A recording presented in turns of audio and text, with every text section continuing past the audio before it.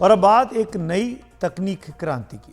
दूरसंचार के क्षेत्र में आज से बहुत बड़ा बदलाव हो गया है। यूं तो ये दूरसंचार कानून पिछले साल दिसंबर में ही संसद में पास हो गया था, लेकिन लागू अब हुआ है। इस नए कानून में बहुत कुछ बदलाव हो चुका है, जो आपको कई सारी ताकतें भी मिलती हैं। जैसे कि इस नए कानून में इमरजेंसी की स्थिति हो, राष्ट्रीय सुरक्षा का सवाल हो या फिर युद्ध की स्थिति हो, इन सारे हालात में केंद्र और राज्य सरकारें किसी भी टेलीकॉम नेटवर्क को अपने कंट्रोल में ले सकती हैं। नए नियमों के तहत मैसेज के इंटरसेप्शन का दायरा भी बढ़ गया है। वहीं सरकार जनहित या पब्लिक सेफ्टी की जरूरतों या पब्लिक इमरजेंसी की स्थिति में किसी भी मैसेज का ट्रांसमिशन रोक सकती है। उसी तरीके से स्पैम नंबर या आम आदमी से धोखाधड़ी करने वाले नंबरों को रोकने के लिए दूरसंचार कंपनियों को अब बेहद सख्त कदम उठाने होंगे। साथ ही नए कानून में टेलीकॉम इंफ्रास्ट्रक्चर इंस्टॉल करने के लिए राइट ऑफ वे के तहत नियमों को भी सरल बनाया गया है। इसको विस्तार से टेलीकॉम इक्विपमेंट्स मैन्युफैक्चरर्स एसोसिएशन के प्रेसिडेंट एन.के. गोयल ने समझाया है। मेरे सहयोगी हिमांशु शेखर मिश्र ने उनसे बातचीत की। नेशनल अगर कोई पब्लिक इमरजेंसी है तो सरकार टेक ओवर कर सकती है टेलीकम्युनिकेशन सर्विस या किसी भी टेलीकम्युनिकेशन नेटवर्क को। तो किस तरह का टेक ओवर का प्रावधान है कानून? देखिए, ऐसा था कि टेलीकम्युनिकेशन एक्ट 2023 के पहले टेलीकॉम इंडियन टेलीग्राफ एक्ट 1885 के अंदर भी ये पावर थी। In case of emergency license service को गवर्नमेंट टेक ओवर कर सकती है। अगर बाहर हो कुछ हो तो गवर्नमेंट कह देगी कि हम आपके नेटवर्क को ले रहे हैं फॉर सम टाइम। अब ये पावर स्टेट गवर्नमेंट की भी साथ दे दी गई है। हमारे देश में कई बार किसी पर्टिकुलर रीजन में काफ़ी कंट्रोवर्सी या काफ़ी विवाद होता है या डिजास्टर होता है, मतलब कुछ हो जाता है, तो उस केस में अब सरकार के पास ये पावर है कि भाई एक हफ्ते के लिए हम इस नेटवर्क को रन करेंगे। तो ये पावर लेने से जो हमारे वाद विवाद हैं वो खत्म हो जाएंगे। इसके अलावा और भी कई बड़े बदलाव किए गए हैं। मसलन नए कानून के तहत अब यूनिवर्सल सर्विस ऑब्लिगेशन फंड की जगह डिजिटल भारत निधि होगी। इसका उपयोग ग्रामीण क्षेत्रों में दूरसंचार सेवाएं स्थापना करने तक सीमित नहीं होगा, बल्कि इस फंड का इस्तेमाल रिसर्च, डेवलपमेंट और पायलट प्रोजेक्ट के लिए भी किया जा सकता है।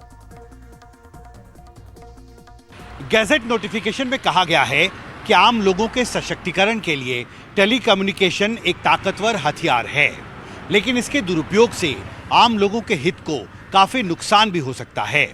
इसे देखते हुए नए टेलीकम्युनिकेशन कानून में आम उपभोक्ताओं को हर तरह के स्पैम मैसेज या मैलिशियस कम्युनिकेशन से प्रोटेक्ट करने के लिए नए प्रावधान भी शामिल किए गए हैं। इसी मुद्दे पर आइए बात करते हैं। हमारे साथ साइबर सिक्योरिटी एक्सपर्ट प्रशांत माली भी जुड़ गए हैं।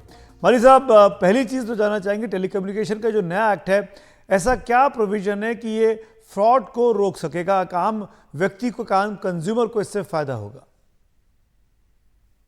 देखिए, ये जो टेलीकॉम एक्ट आया है, नया टेलीकॉम एक्ट 2023, इसमें दो चार अच्छी चीजें हुई है। एक तो है कि ये कोई भी इंसान 9 सिम के अलावा एक अपने नाम पे सिर्फ 9 सिम ही प्रोक्योर कर सकता है, और सिर्फ जम्मू कश्मीर में तो वो सिर्फ 6 सिम ले सकता है। और अगर वो पकड़ा गया 9 सिम से ज्यादा यूज करते हुए तो उस पर 50,000 का दंड होगा, और दूसरी बार पकड़ा जाएगा तो 2 लाख का दंड होगा। तो ये सबसे अच्छी चीज है कि वो ज्यादा सिम नहीं ले सकते, तो जामतारा जैसे इंसिडेंट होंगे नहीं, मतलब कम हो जाएंगे अपने नाम पे। दूसरी चीज है कि किसी के नाम पे अगर वो सिम प्रोक्योर करता है, मतलब आपके नाम पे उसने सिम ले ली, तो आपका मतलब आधार कार्ड वगैरह यूज करके, तो उसे 3 साल के तक की सजा और 50 लाख तक का जुर्माना हो सकता है, या दोनों भी हो सकते हैं। तीसरा इंपॉर्टेंट चीज है, जो कमर्शियल मैसेजेस आपको आते हैं, ये जो कमर्शियल मैसेजेस अगर आपके परमिशन के बिना आपको आ रहे हैं, तो उस कंपनी को 2 लाख रुपए तक का दंड हो सकता है, और उसका जो लाइसेंस है ये मैसेजेस भेजने का, वो भी रिवोक हो सकता है।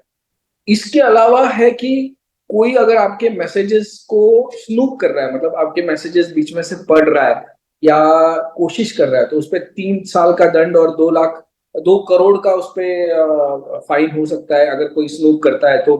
मतलब लेकिन देखो, सरकार को इस लॉ ने नेशनल इमरजेंसी के टाइम या नेशनल सिक्योरिटी के इसमें पावर दे रखी है कि वो आपका मैसेज स्नूप कर सकता है, लेकिन उसमें जर्नलिस्ट जो लिस्टेड जर्नलिस्ट हैं उनको ये सुविधा है कि उनके मैसेजेस नहीं चेक किए जाएंगे। लेकिन ये भी कहा गया है कि अगर उनके रिपोर्ट जो है जो फाइल कर रहे हैं वो नेशनल सिक्योरिटी को अगर वो नुकसान कर रहे हैं, ऐसा अगर सरकार को लगा तो फिर उनके मैसेजेस भी स्नूप हो सकते हैं, उनके मैसेजेस भी पढ़े जा सकते हैं सरकार द्वारा। तो ऐसे काफी सारी चीजें कि अगर आपने ऐसी कोई डिवाइस आपके ऑफिस में रखी हो या ऐसी कोई डिवाइस रखी हो जो मोबाइल की सिग्नल को ब्लॉक कर रहा हो, जो ब्लॉकर्स आते हैं आजकल, चाइनीज ब्लॉकर्स आते हैं 3-4 हजार में, अगर वो चालू करके आपने रखा और उसके लिए आपने सरकार से कोई परमिशन नहीं ली हो तो भी उस आपको 3 साल तक की सजा और 50 लाख रुपए तक का दंड या दोनों हो सकता है। तो कई सारी ऐसी चीजें जो नेशनल सिक्योरिटी के वायलेशन के चलते भी आपको 2 करोड़ तक का दंड हो सकता है। या अगर आपने कोई टेलीकॉम इक्विपमेंट्स को अपना जैसे कोई दंगे वंगों में आपने अगर जो टॉवर है उसको कोई क्षति पहुंचाई तो 50 लाख तक का आपको दंड हो सकता है। ऐसे कई सारी प्रावधान इससे हुए जिसके बदौलत शायद फ्रॉड या जो टेलीकॉम रिलेटेड फ्रॉड्स है उसमें कमी आ सकती है। मलिक साहब, एक चीज़ और बताइए, क्या इसमें सारे एस्पेक्ट्स कवर कर लिए गए हैं या इस एक्ट में भी अभी भी सुधार की कोई गुंजाइश है, कोई इशू छूट गया है?